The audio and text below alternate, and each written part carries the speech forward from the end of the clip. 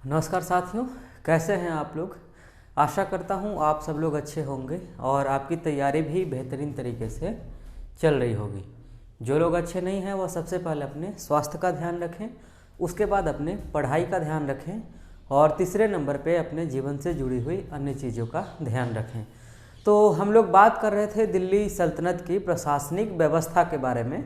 तो अब तक हम लोगों ने 3 लेक्चर किया है, जिसमें एक में हम लोगों ने बेसिक एडमिनिस्ट्रेशन के बारे में बात किया था, जहाँ पे खिलाफत साम्राज्य किस तरीके से कायम हुआ, जिसमें अब्बासी खिलाफत के बारे में बातें हुई थी, उमैयद खिलाफत के बारे में हमने बात किया था। उसके बाद हम लोग बात किए थे केंद्रीय प्रशासनिक व्यवस्था के बारे में, और उसके बाद तीसरे या चौथे लेक्चर में हम लोग बात किए थे परगना एडमिनिस्ट्रेशन के बारे में, शिक एडमिनिस्ट्रेशन के बारे में, विलेज एडमिनिस्ट्रेशन के बारे में। तो इतने तरह के प्रशासनिक व्यवस्थाओं के बारे में हम लोग बारी बारी से बात किए थे। आज हम लोग उसी क्रम में चौथा लेक्चर करने जा रहे हैं। तो आज हम लोग बात करेंगे मिलिट्री मैनेजमेंट इन दिल्ली सल्तनत के बारे में, यानी कि दिल्ली सल्तनत के काल में सैन्य व्यवस्था किस तरीके से कायम थी और किस तरीके से कार्य कर रही थी, उसके बारे में कुछ महत्वपूर्ण बिंदु हैं, उस पर हम लोग चर्चा करेंगे। और यदि और आगे इसमें बढ़ेंगे तो जुडिशियल एडमिनिस्ट्रेशन के बारे में भी इसमें चर्चा कर सकते हैं। वैसे देखते हैं कि वीडियो कितना लंबा जाता है, उसके ऊपर डिपेंड करेगा कि हम लोग इसमें केवल मिलिट्री मैनेजमेंट करेंगे या फिर जुडिशियल एडमिनिस्ट्रेशन की भी बात करेंगे। तो चलिए फिर आप कलम और कॉपी निकाल लें और फिर आप हमारे साथ चीज़ों को लिखते चलेंगे।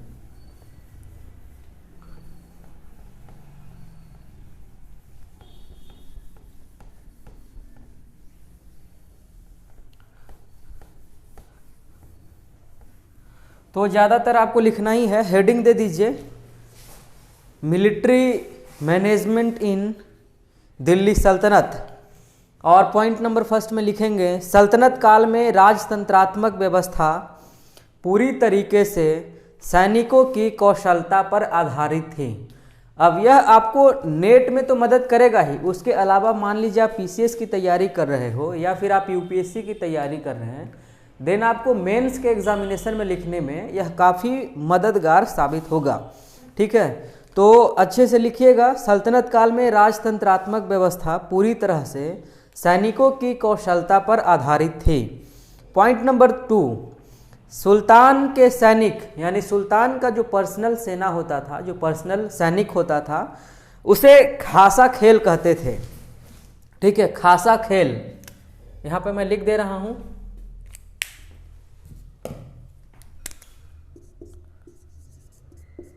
खासा खेल, उसे खासा खेल कहते थे।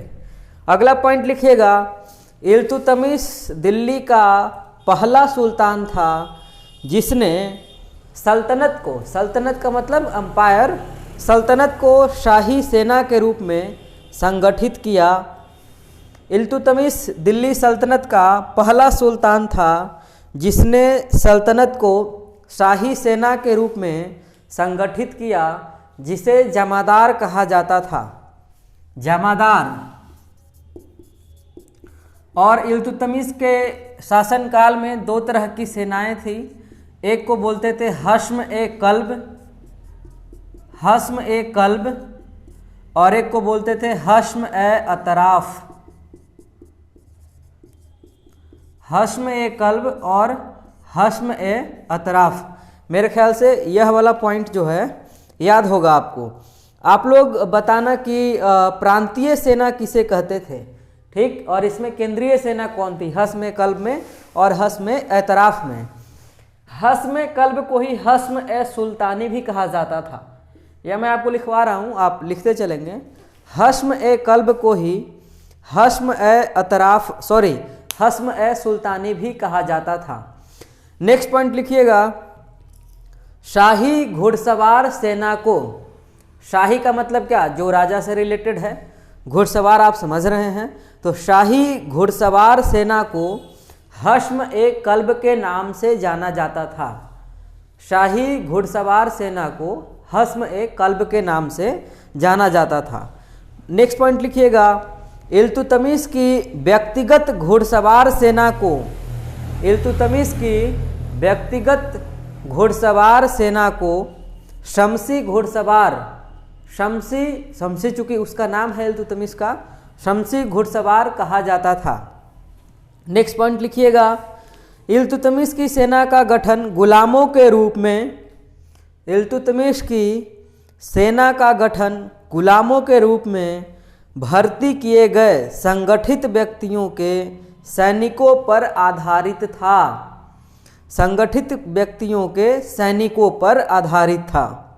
नेक्स्ट पॉइंट, सैन्य व्यवस्था को मजबूत करने के लिए दिल्ली सल्तनत में पहली बार बलबन ने एक सैन्य विभाग की स्थापना की जिसे दीवाने आरिज के नाम से जाना जाता है, जिसका प्रमुख को आलिज़े ममालिक कहा जाता था। आरिज ए ममालिक, यह हम लोग पिछले लेक्चर में कर चुके हैं, तो आपको याद होना चाहिए।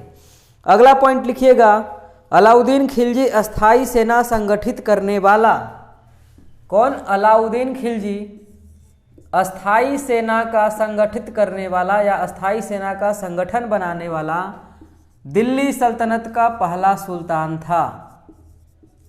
दिल्ली सल्तनत का पहला सुल्तान था। नेक्स्ट पॉइंट लिखिएगा, दिल्ली के सभी सुल्तानों में, दिल्ली के तमाम सुल्तानों में अलाउद्दीन खिलजी के पास सबसे बड़ी सैन्य व्यवस्था थी। ठीक, इसलिए अलाउद्दीन खिलजी के समय में दिल्ली सल्तनत का विस्तार भी सबसे ज़्यादा होता है। आप देखेंगे कि दक्षिण भारत में इसके समय में मलिक काफूर जीतता है, तो उत्तर भारत में गुजरात, रणथंभौर जैसे जगहों पे यह खुद जाता है। उत्तर भारत में गुजरात है या पश्चिम भारत में? पश्चिम भारत में। ठीक है, चलिए आगे लिखिएगा। यहाँ तक क्लियर है? क्लियर है तो आगे लिखिएगा, गयासुद्दीन तुगलक तथा मोहम्मद बिन तुगलक के काल में भी, गयासुद्दीन तुगलक, एक स्टूडेंट ने कमेंट किया था, क्योंकि एक बहुत पहले हमने वीडियो बनाया था, उसमें मैंने बता दिया था कि वो जो स्टेज के गिरने से मौत हो गई थी जलालुद्दीन खिलजी की, लेकिन स्टेज से तो गिरने से मौत होती है गयासुद्दीन तुगलक की, और उस बच्चे का कमेंट बिल्कुल सही था। तो यदि वो इस वीडियो को देख रहे हैं तो मैं तो क्षमा प्रार्थी हूँ, क्योंकि वो फ्लो में शायद निकल गया होगा, लेकिन गयासुद्दीन तुगलक ही जो है जिनकी मंच गिरने से मौत होती है, और इनके और निज़ामुद्दीन औलिया के बीच में काफ़ी ज़्यादा विवाद रहता है। ठीक है, यहाँ तक क्लियर है? तो लिखिएगा, गयासुद्दीन तुगलक कौन है? तुगलक वंश के संस्थापक। तो गयासुद्दीन तुगलक तथा मोहम्मद बिन तुगलक के काल में भी अस्थाई सैन्य व्यवस्था ज्यों की त्यों बनी रही, क्योंकि अस्थाई सैन्य व्यवस्था का काम शुरू किसने किया? अलाउद्दीन खिलजी ने किया, और यह गयासुद्दीन तुगलक तक और मोहम्मद बिन तुगलक तक यह बना रहा। यह चीज़ को याद रखना है। अगला पॉइंट लिखिएगा, फिरोज शाह तुगलक ने सैन्य पदों को, फिरोज शाह तुगलक ने सैन्य पदों को आनुवांशिक बना दिया था। ठीक, आनुवांशिक बना दिया था, जिसके वजह कर दिल्ली सल्तनत की सैन्य व्यवस्था धीरे धीरे करके कमज़ोर होती चली गई। यहाँ तक क्लियर है?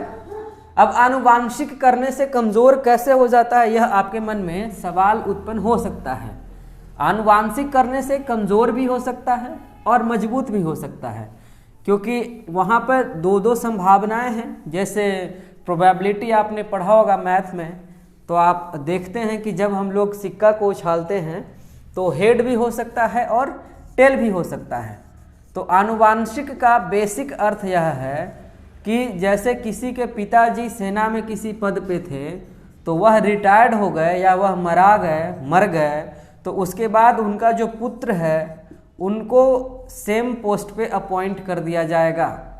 तो यहाँ पर संभावना यह होती है कि मान लीजिए किसी के पिताजी सेना में हैं, तो उनके 4 पुत्र हैं, और कोई ज़रूरी नहीं है कि चारों में से चारों पुत्र उनके ही जितना कद काठी का हो, या उनके ही जितना डेडिकेटेड हो, या उनके ही जितना मजबूत हो। लेकिन आनुवांशिक व्यवस्था यह कहती है कि यदि यह मरते हैं तो इसमें से किसी भी पुत्र को यहाँ पर अपॉइंट किया जा सकता है। तो अब मान लीजिए कि आप बहुत मजबूत व्यक्ति थे, यहाँ से कोई कमज़ोर बेटा को उठा करके पॉइंट कर दिया गया।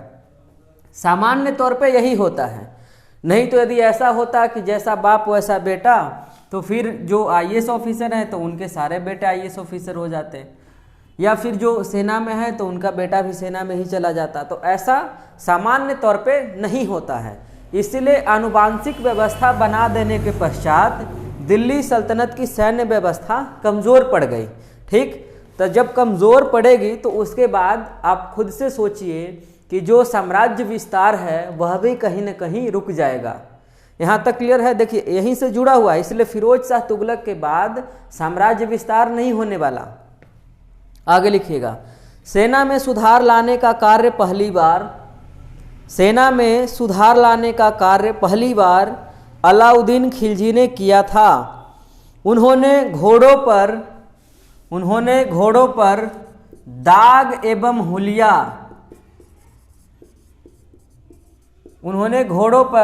दाग एवं हुलिया की प्रथा की शुरुआत की थी। ठीक है, दाग एवं हुलिया लिखने का, तो हुलिया नहीं, कहते नहीं कि अरे हुलिया बदल लो अपना चेहरा, तो सभी घोड़ा का एक जैसा हो जाता था तो आदमी कंफ्यूज हो जाता था। अब चूंकि यहाँ पर ऐसी व्यवस्था थी जिसमें ये अपने जो प्रांतपति वगैरह हैं उनको पैसा देते थे, तो उनको बदले में यहाँ पर सेना देना होता था। ठीक, तो कैसे पता चलता कि यह घोड़ा किस प्रांतपति का है? क्योंकि एक ही घोड़ा को बार बार कोई भी आदमी दिखा सकता था। अब मान लो कि आप मेरे दोस्त हो और मैं भी उस घोड़ा को दिखा दिया और कुछ उसमें पहचान करने लायक है ही नहीं कि सुल्तान उसको पहचान सके कि यह घोड़ा अमृतराज का है कि फलाना का है, तब दूसरे व्यक्ति को ही मैंने दे दिया कि तुम भी उस घोड़ा को ही दिखा दो, तो उसका भी काम हो गया। लेकिन जब ज़रूरत पड़ेगी तो घोड़ा तो एक ही रहेगा, तो उसमें तो दिक्कत हो जाएगा ना। अल्टीमेटली दिक्कत किसको होगा? सुल्तान को होगा। इसीलिए सुल्तान ने घोड़ा पे दागने की प्रथा शुरू कर दी। घोड़ा को दागने का, कि घोड़ा में एक विशेष तौर पे घोड़ा को पहचान किया जा सके, उसमें एक दाग रहे और उसके हुलिया से भी उसको पहचाना जा सके कि फलाना आदमी का घोड़ा है ना। आगे लिखिएगा, संभवतः फिरोज शाह तुगलक के काल में, संभवतः शब्द से स्पष्ट है, क्लियर नहीं है, तो संभवतः फिरोज शाह तुगलक के शासनकाल तक दाग एवं हुलिया की प्रथा कंटिन्यू रही या जारी रही। अगला पॉइंट लिखिएगा, लोधी शासक कौन? लोधी वंश जो है दिल्ली सल्तनत का आखिरी राजवंश है। तो लिखिएगा, लोधी शासक सिकंदर लोधी ने सैनिकों के हुलिया लिखने पर बल दिया। वहां पे क्या था? घोड़ा का दाग एवं हुलिया। यहाँ पर सैनिकों के हुलिया लिखने पे बल दिया गया। किसके शासनकाल में? सिकंदर लोधी के शासनकाल में। लेकिन इस समय हुलिया शब्द का प्रयोग न करके चेहरा शब्द का प्रयोग किया जाने लगा था। तो दाग एवं हुलिया अलाउद्दीन खिलजी के समय में है, फिरोज शाह तुगलक के समय में संभवतः समाप्त हो जाता है, और सिकंदर लोधी जो है सैनिकों के हुलिया लिखने की प्रथा की शुरुआत करता है। लेकिन यहाँ पर वह हुलिया शब्द का प्रयोग नहीं करके चेहरा शब्द का प्रयोग करता है, और हुलिया और चेहरा समानार्थी शब्द हैं, है ना, पर्यायवाची शब्द हैं एक दूसरे के। आगे लिखिएगा, सैन्य टुकड़ियों में घुड़सवार, हाथी सेना, पैदल सेना होती थी, जिसमें घुड़सवार यानी अश्व सेना जो है वह मुख्य सेना होती थी, प्रधान सेना होती थी।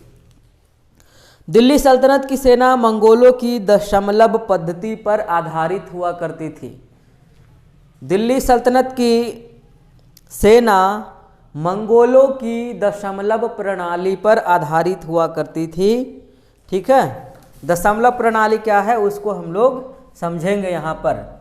ठीक, उससे पहले कि एक पॉइंट और लिख लिया जाए। सेना की सबसे छोटी इकाई को सरखेल कहते थे। सेना की सबसे छोटी इकाई को सरखेल कहते थे और सबसे बड़ी इकाई को खान कहते थे। ठीक, जैसे पैसा हम लोग काउंट करते हैं तो करते हैं ना, इकाई, दहाई, सैकड़ा, सबसे छोटी इकाई क्या है, मतलब इकाई ही है। जैसे शरीर में सबसे छोटी कोशिका जो होती है उसे क्या कहते हैं, क्या कहते हैं आप लोग कमेंट सेक्शन में बताना। अब बायोलॉजी जिसने पढ़ा होगा वही बता सकता। वैसे तो कॉमन सवाल है, कोई भी बता सकते हैं, वरना तो गूगल से टाइप करके कई लोग बताते ही रहते हैं कमेंट पे, क्योंकि कभी सामने से पता चले ना तब पूछू ना सवाल। ठीक है, आगे लिखिएगा सैन्य दशमलव प्रणाली, इसको समझते हैं। दशमलव प्रणाली, इसमें क्या होता था कि जैसे 10 सेना को लेकर के, ठीक है, 10 का ग्रुप बना दिया गया। जैसे लास्ट में 0 हमेशा लगा ही रहेगा, ठीक, तो 10 का ग्रुप बना करके एक उसको को हेड बना दिया गया। ठीक, जैसे हम लोग करते हैं कि मान लीजिए कि हम लोग कॉलेज में हैं और कॉलेज में 100 बच्चा है, ठीक, तो 100 बच्चा है और हमको क्या करना है कि सैंपल लेना है। ठीक, जैसे आप रिसर्च में आओगे तो सैम्पलिंग होता है, तो सैंपल करते हैं, तो 100 में से 100 बच्चा पे हम लोग रिसर्च नहीं करते हैं, तो हम लोग उसमें से किसी को चुन लेते हैं। तो हमने क्या किया, 10-10 लोगों का 10 टीम बना दिया। इन 10 में से एक एक व्यक्ति को इस 10 का हेड बना दिया। ठीक, उसी तरीके से यहाँ पर दशमलव प्रणाली यानी सैन्य दशमलव प्रणाली काम करती थी।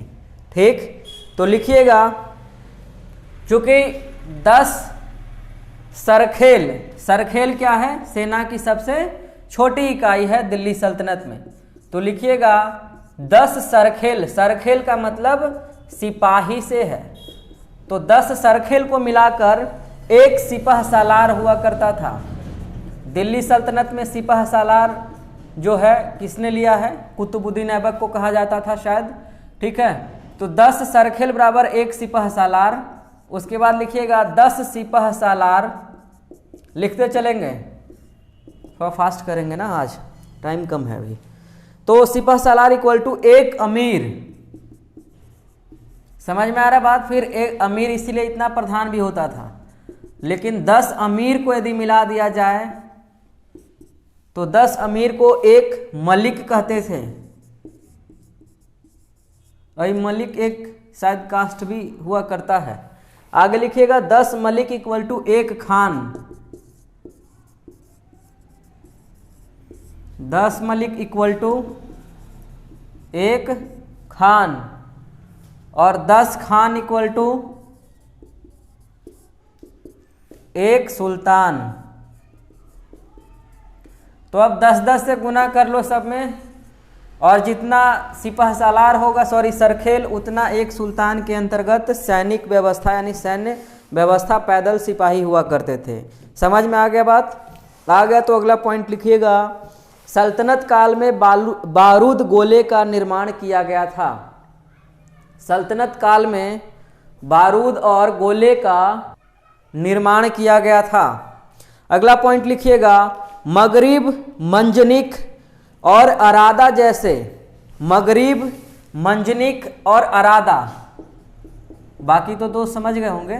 तो अरादा जैसे मशीनों का प्रयोग भारी पत्थर को फेंकने या धातु के गोले को फेंकने के लिए किया जाता था। अभी भी घर वगैरह बनता है तो पत्थर को फेंकने के लिए उस उपकरण का प्रयोग करते हैं, लेकिन अभी किसी अन्य नाम से उसे जाना जाता है। आगे लिखिएगा चरख, लिखिएगा चरख, ब्रैकेट में शिला प्रक्षेपास्त्र। शिला का मतलब क्या, पत्थर, पत्थर पे प्रयोग करने वाला। शिला प्रक्षेपास्त्र, कौमा फलाखुन, फलाखुन के ब्रैकेट में लिखिएगा गुलेल, गुलेल का भी प्रयोग किया जाता था।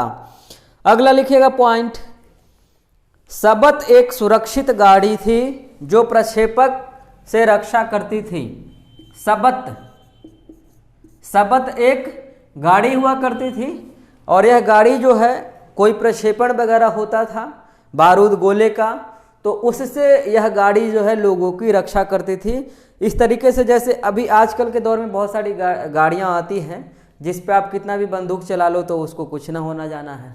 ठीक, मतलब शीशा वगैरह सब कुछ बहुत स्ट्रांग होता है। तो ऐसा मानो कि उस समय एक गाड़ी हुआ करती थी जिसको सबत कहते थे, यह आपको याद रखना है। आगे लिखिएगा, गरगज एक चलायमान मंच था। गरगज एक चलायमान मंच था जिस पर खड़े होकर, चूंकि चलायमान मंच का मतलब यहाँ से लोग खड़े होकर चलाते थे, तो चलायमान मंच था जिस पर खड़े होकर घेरा डालने वाले अधिकतर ऊंचाई पर शत्रु पर आक्रमण कर सकते थे। ठीक, अब ये चलायमान मंच है तो ऊंचा रहेगा ही, तो दूर दूर से शत्रु दिखते थे तो लोग यहाँ पर खड़े रहते थे, बाउंड्री की तरह था। अभी भी जैसे डीएम आवास वगैरह पर जाएंगे तो चारों तरफ कॉर्नर पे ऊंचा ऊंचा रहता है जहाँ पे गार्ड जो है सुरक्षा देते रहता है ना। मैं वहीं देखा हूँ, और भी कहीं हो सकता है, जैसे आप लाल किला पे भी जाएंगे तो कॉर्नर में सभी जगह पे है, कॉर्नर के बीच में भी वहाँ पे है। ठीक, तो वहाँ पे लोग रहते थे। कौन रहते थे? सेना रहती थी, ताकि कोई दुश्मन आक्रमण कर सके तो उनके ऊपर यह भी आक्रमण कर सकें। ठीक है, आगे लिखिएगा, सुल्तान कुतुबुद्दीन ऐबक के ध्वज पर, सुल्तान कुतुबुद्दीन ऐबक, चूंकि ऐसे सुल्तान तो कुतुबुद्दीन ऐबक को कहा नहीं गया है, लेकिन एक समय के बाद उसको उपाधि मतलब लेने के लिए खलीफा से अपॉइंटमेंट लेटर मिल गया था। अब कब मिला था आप लोग बताना। तो लिखिएगा, कुतुबुद्दीन ऐबक के ध्वज पर उगता हुआ चंद्रमा एवं परदार शर्क के ब्रैकेट में लिख लीजिएगा, सांप का लगा हुआ पंख या शेर चित्रित थे। जैसे अभी कई तरह के झंडे होते हैं तो झंडे पे अलग अलग साइन होता है, तो कुतुबुद्दीन ऐबक के दौर में जो दिल्ली सल्तनत का झंडा था उसके ऊपर उगता हुआ चंद्रमा और साथ ही साथ परदार शर्क यानी सांप का लगा हुआ पंख और शेर का फोटो अंकित होता था। ठीक, आगे लिखेंगे, सुल्तान फिरोज तुगलक के ध्वज पर भी परदार शर्क। अब परदार शर्क के बारे में बार बार नहीं लिखवाएंगे, आप एक बार लिखवा दिए तो आप समझ गए होंगे कि आकृति अंकित थी। आगे लिखिएगा, गयासुद्दीन बलबन दिल्ली सल्तनत का पहला सुल्तान था। गयासुद्दीन बलबन दिल्ली सल्तनत का पहला सुल्तान था जिसने किले बनाने पर ध्यान दिया। जिसने किला बनाने पर ध्यान दिया, जैसे सुल्तान गढ़ी का मकबरा शायद गयासुद्दीन तुगलक का ही है ना, तो मकबरा तो उसके मरने के बाद बनता है। तो गयासुद्दीन तुगलक ने कई तरह के मकबरे बनवाए थे। यदि आप कोई मकबरे बनवाए थे नहीं, मतलब किला वगैरह बनवाया था। यदि आपको पता है एक या दो भी, तब आप कमेंट सेक्शन में बताइएगा, अन्यथा हम लोग जब दिल्ली सल्तनत में इमारत के बारे में पढ़ेंगे तो उसमें तो इन सारे चीज़ों के बारे में चर्चा विस्तार से होगी। लिखिएगा, गयासुद्दीन बलबन ने मंगोलों से रक्षा के लिए उत्तर पश्चिमी सीमा में नॉर्थ वेस्टर्न प्रोविंस में दुर्ग का फोर्ट का निर्माण करवाया तथा वहाँ पर अफगानों को नियुक्त किया था। अफगान लड़ाकू प्रजाति के थे तो वहाँ पे अफगानों को अपॉइंट किया था इन लोगों ने। जैसे बिहार में एक अफगान जो है बड़ा फेमस हुआ जिसने हुमायूं को बहुत पानी पिला दिया था, आप बताइएगा उसका नाम। अगला पॉइंट लिखिएगा, अलाउद्दीन खिलजी ने सीरी में किले का निर्माण करवाया था। किले का सर्वोच्च अधिकारी को कोतवाल कहा जाता था। कोतवाल से ही आजकल देखते हो, कोतवाल पुलिस वाले को कहा जाता था, तो आजकल कोतवाली थाना है, लगभग बहुत जगह पे कोतवाली थाना है। ठीक है, आगे लिखिएगा, सैनिकों का वेतन समय समय पे, पटना में भी है कोतवाली थाना, सैनिकों का वेतन समय समय पे भिन्न भिन्न रहा। अब सैनिकों का वेतन जो है समय समय पे भिन्न भिन्न क्यों रहेगा? क्योंकि सभी सुल्तान अपने अपने तरीके से सेना को डील कर रहा है। कोई किसी का मूड है आक्रमण करने का, किसी का मूड ही नहीं आक्रमण करने का, तो आक्रमण करने के लिए सेना को ले जाएंगे तो आपको उस तरीके का व्यवस्था भी चाहिए, तो उस तरीके की राजस्व व्यवस्था चाहिए। तो जब राजस्व व्यवस्था बेहतर होगा तो सेना को पैसा भी बेहतर दिया जाएगा। लेकिन यह दोनों एक दूसरे के डायरेक्टली प्रोपोर्शनल नहीं है कि राजस्व बढ़ेगा तो सेना का पैसा भी बढ़ेगा। अब मान लीजिए सुल्तान आ गया कंजड़ा, कम पैसा में काम चलवाने लगे तब फिर कैसे पैसा बढ़ेगा। लेकिन सैनिक का पैसा बढ़ने के लिए दिल्ली सल्तनत का जो कलेक्टिव रिवेन्यू है उसका बेहतर होना जरूरी है। ठीक, तो इसीलिए सभी के काल में सैनिकों का वेतन अलग अलग रहा, क्योंकि राजस्व भी अलग अलग रहा। सामान्य तौर पे सैनिकों को वेतन के रूप में भूमि आवंटित किया जाता था, और यह प्रथा जो है इल्तुतमिश ने ही स्टार्ट किया था, इक्ता दे देता था। ठीक है, आगे लिखिएगा। लेकिन अलाउद्दीन खिलजी जब से आए, यानी दिल्ली सल्तनत में अलाउद्दीन खिलजी वंश का जो सबसे महत्वपूर्ण शासक है, तो अलाउद्दीन खिलजी ने अपने शासन से लोगों को, यानी सैनिकों को, लोगों को नहीं, सैनिकों को नगद वेतन देने की शुरुआत की। बोला अब जमीन वगैरह नहीं दिया जाएगा। आगे लिखिएगा। एक अस्प वाले सैनिक को, एक अस्प का मतलब क्या, अस्प घोड़ा। ठीक, तो एक अश्व वाले सैनिक को 234 टंका वेतन दिया जाता था। ठीक है, तथा जिनके पास 2 अश्व होते थे उन्हें 78 टंका वार्षिक, यानी जिसके पास 2 घोड़ा था तो उसको 78 टंका जो है साल भर में एक्स्ट्रा दिया जाता था। समझ में आ रही बात। आगे लिखिएगा। सैनिकों को माल ए गनीमह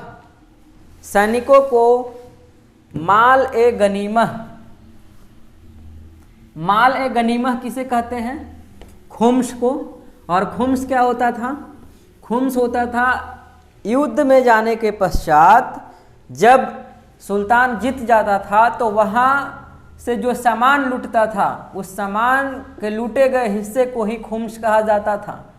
तो खुम्स का 4/5% यानी 80% किसको दिया जाता था, सेना को, क्योंकि सेना ने ही तो लूटा है।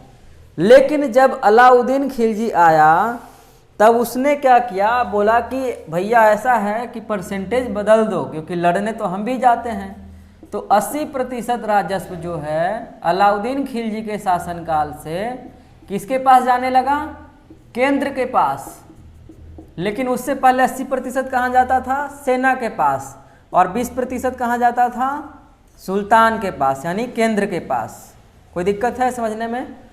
और यहाँ पर जब अलाउद्दीन खिलजी 80% खुद ले लेगा तो 20% में क्या कहेगा सेना को कि आपस में तुम लोग बांट लो।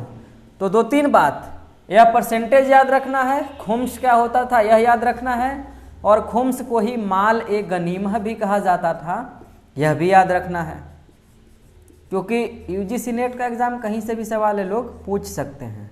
ठीक, आगे लिखिएगा। फिरोज शाह तुगलक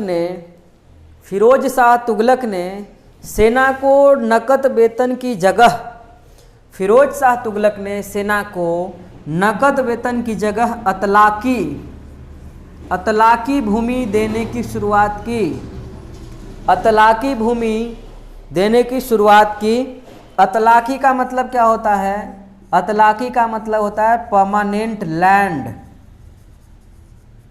यानी कि वेतन दे दिया तो अतलाकी भूमि का मतलब है कि जमीन दे दिया और वो जमीन हमेशा के लिए उसका हो गया, जो सेना में व्यक्ति है उसको। ठीक, आगे लिखिएगा।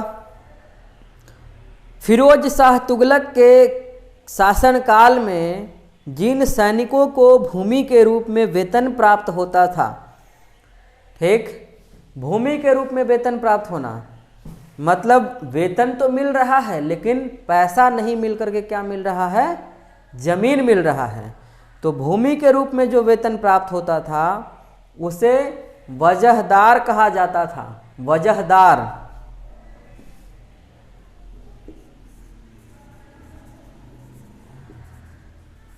उसे वजहदार कहा गया है। तो इस तरीके से दिल्ली सल्तनत में सैन्य व्यवस्था चल रही थी। तो आज हम लोगों ने पढ़ाई किया दिल्ली सल्तनत में सैन्य व्यवस्था के बारे में, सैन्य मैनेजमेंट के बारे में कि किस तरह से कार्य कर रहा था।